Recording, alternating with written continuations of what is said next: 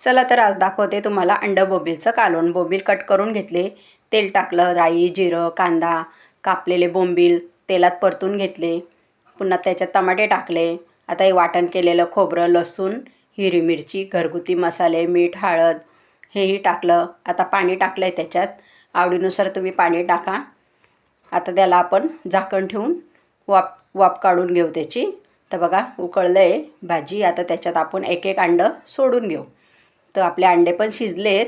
त्यांना आलटीपालटी करून घ्या म्हणजे ते दोघं बाजूने व्यवस्थित शिजतील. वरून कोथिंबीर टाकली. नातू आला आहे सुट्टीसाठी, त्याची फरमाईश होती, आई अंडं बोंबील बनव. म्हटलं चालेल, चल बनवते तुला. तर झालं आपलं अंडं बोंबीलचं कालवण तयार. तर ह्या प्रकारचं अंडं बोंबीलचं कालवण तुम्ही नक्की करून बघा आणि खाऊन बघा. व्हिडिओ कसा झाला तो मला नक्की कळवा. घे हर्ष.